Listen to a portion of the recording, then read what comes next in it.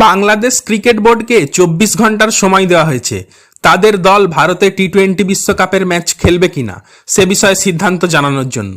বুধবার বিকেলে অনুষ্ঠিত আন্তর্জাতিক ক্রিকেট কাউন্সিলের জরুরি বোর্ড বৈঠকের পর এই সময়সীমা নির্ধারণ করা হয়, যেখানে শ্রীলঙ্কায় ম্যাচ স্থানান্তরের বাংলাদেশের অনুরোধ সংখ্যাগরিষ্ঠ ভোটে প্রত্যাখ্যাত হয়েছে। আপনারা জানেন 20 দলের এই টুর্নামেন্ট শুরু হবে 7 ফেব্রুয়ারি থেকে। ভিডিও কনফারেন্সে বোর্ডের 16 জন সদস্যই উপস্থিত ছিলেন, যার মধ্যে মাত্র 2টি দেশ বাংলাদেশ ও পাকিস্তান সংখ্যাগরিষ্ঠ মতের বিরুদ্ধে ভোট দেয়। বিসিবির পক্ষ থেকে বৈঠকে উপস্থিত ছিলেন তাদের সভাপতি আমিনুল ইসলাম। এই বৈঠক ডাকা হয় পাকিস্তান ক্রিকেট বোর্ড অর্থাৎ পিসিবির চিঠির পর, যেখানে তারা বিসিবির অবস্থানকে সমর্থন করে এবং বিষয়টি নিয়ে আলোচনা করার অনুরোধ জানায়।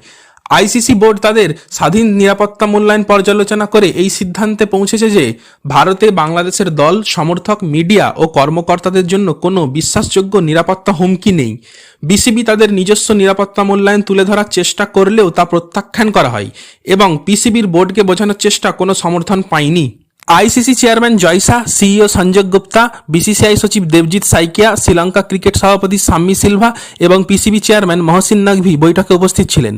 এছাড়া আইসিসি ইন্টিগ্রিটি ইউনিট প্রধান অ্যান্ড্রু এফগ্রেফ, যিনি গত সপ্তাহে বিসিবির সঙ্গে বৈঠকের জন্য ঢাকায় ছিলেন, এবং আইসিসি ইভেন্টস ও কর্পোরেট কমিউনিকেশনের জেনারেল ম্যানেজার গৌরব সাক্সেনাও উপস্থিত ছিলেন। বৈঠকের পর আইসিসি বিসিবিকে 24 ঘন্টা চূড়ান্ত আলটিমেটাম দেয় এবং জানায় নিজেদের সরকারের সঙ্গে আলোচনা করে সিদ্ধান্ত জানাতে হবে, অন্যথায় বাংলাদেশকে অন্য কোনো দেশ দিয়ে প্রতিস্থাপন করা হবে।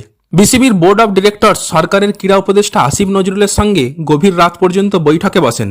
জানা গেছে বাংলাদেশের অন্তর্বর্তী সরকার বৃহস্পতিবার তাদের অংশগ্রহণের বিষয়ে চূড়ান্ত সিদ্ধান্ত নেবে। সময়সীমা মানতে ব্যর্থ হলে স্কটল্যান্ড বাংলাদেশের পরিবর্তে টুর্নামেন্টে অংশ নিতে পারে বলে ধারণা করা হচ্ছে। বাংলাদেশ গ্রুপ সিতে ইংল্যান্ড, ওয়েস্ট ইন্ডিজ, ইতালি ও নেপালের সঙ্গে রয়েছে। তারা 3টি ম্যাচ ইডেন গার্ডেন্সে এবং 1টি ম্যাচ মুম্বাইয়ে খেলবে। আইসিসি এক বিবৃতিতে জানায়, টুর্নামেন্ট এত কাছে এসে যাওয়ায় সূচি পরিবর্তন করা বাস্তবসম্মত নয়। কোনো বিশ্বাসযোগ্য নিরাপত্তা হুমকি না থাকা সত্ত্বেও সূচি পরিবর্তন করলে তা ভবিষ্যতের আইসিসি ইভেন্টগুলোর পবিত্রতা ও নিরপেক্ষতাকে ক্ষতিগ্রস্ত করতে পারে।